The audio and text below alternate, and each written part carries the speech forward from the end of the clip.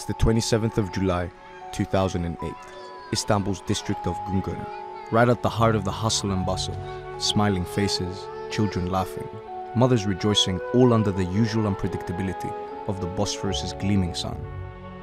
But what started as a gloriously mundane day was about to end in a massacre, where laughs turned into cries and İşte Amerikan Başkanı Donald Trump'a izlettirilen o video. YPG'nin sözde yöneticilerinden terörist Mazlum Kobani'nin organize ettiği terör saldırılarının görüntüleri.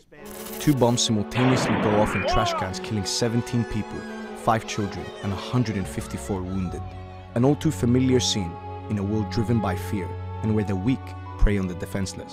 Cumhurbaşkanı Erdoğan'ın Washington ziyaretinde Trump'ın telefon görüşmesi yaptığı, Amerika'nın sahada destek verdiği Mazlum Kobani kod adlı Ferhat Abdi Şahin'in kim olduğu anlatıldı.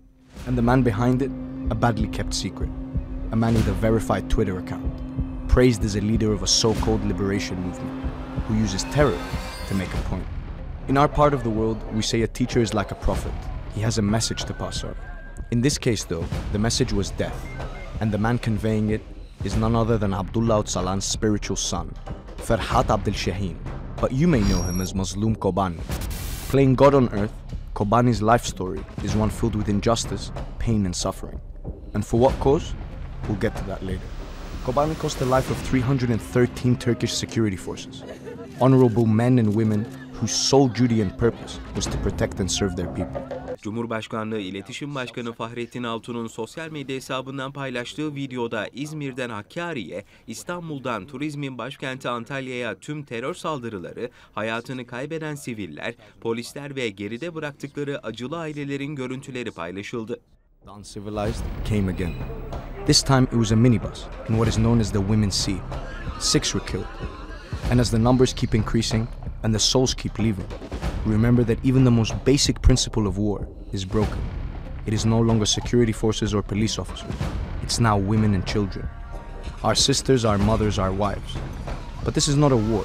It's not two armies or not two countries. This is simply terrorism. Türkiye'ye tatile gelen 2 teröristin o saldırılarda hayatını kaybettiği hatırlatıldı. Something that the families of innocents like Tana Whalen and British tourist Helen Pulhole know too well. And their crime? Visiting Turkey, daring to have a holiday, and trying to enjoy the warmth of the Mediterranean. As we move down to the coast a year later in Antalya, a bomb explodes by the main square. 4 people were killed and 87 people wounded. Terörist Mazlum Kobani'nin ilkokul çocuklarını hedef alan terör saldırısı anlatıldı. Are you still keeping count?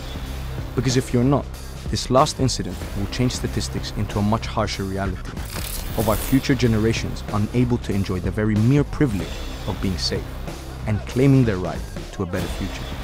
On the 20th of September, 2011, primary school students cut their lesson short as a bomb explodes across the road and turns their world upside down.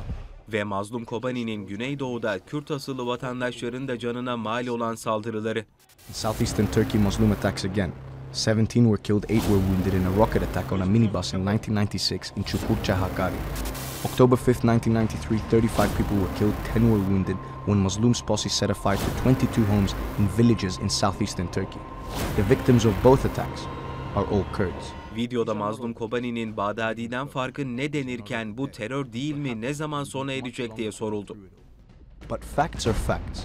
And today, in 2019, the man who indiscriminately kills wives, mothers, fathers, men in uniform and children is now allowed to flourish again at the cost of our people, our nation, and humanity at large.